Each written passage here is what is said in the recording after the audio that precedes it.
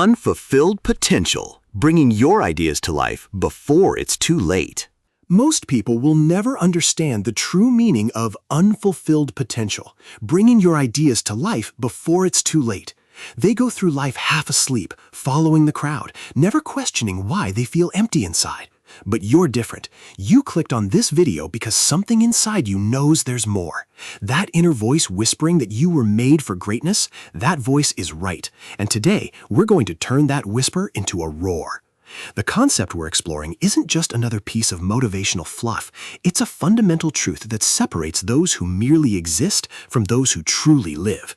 Bringing your ideas to life before it's too late. This isn't philosophy. It's the operating system of champions. Look around you right now. Look at the people settling for mediocrity, accepting their limitations, and calling it being realistic. That's not realism, that's surrender. The world is filled with people who gave up on their dreams because someone told them to be practical.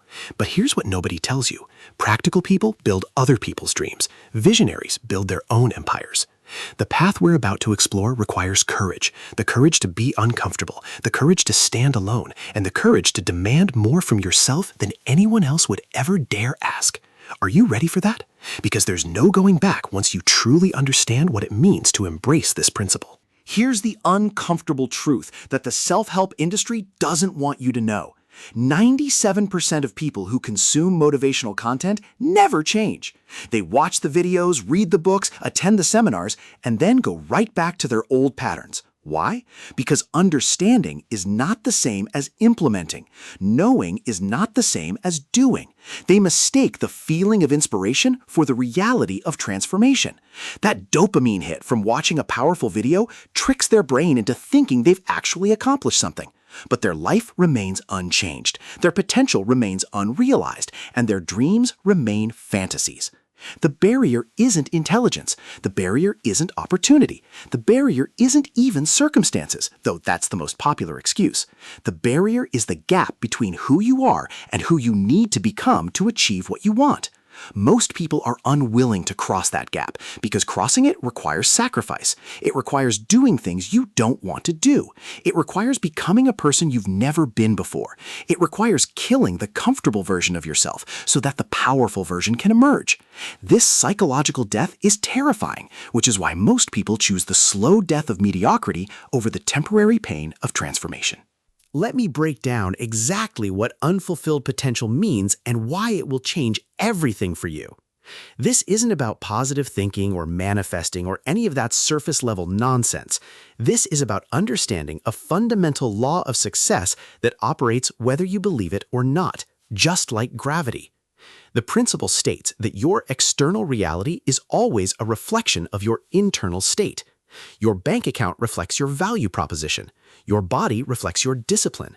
Your relationships reflect your emotional intelligence. Nothing in your life is random. Everything is a result. When you truly internalize this principle, you stop being a victim of circumstances and become a creator of outcomes. You stop asking, why is this happening to me? And start asking, what is this trying to teach me? You stop waiting for conditions to be right and start making conditions right through your actions. This shift in perspective is the difference between the masses who react to life and the elite who shape it. Your ancestors survived impossible odds so that you could exist today. They didn't fight through wars, famines, and hardships so that you could sit on your couch and scroll through social media. You owe them, and yourself, a life fully lived. Understanding principles is worthless without practical application. So here's exactly how to implement this in your life starting today. First, you need to conduct a ruthless audit of your current situation. Look at every area of your life, health, wealth, relationships, purpose, and give yourself an honest score from 1 to 10.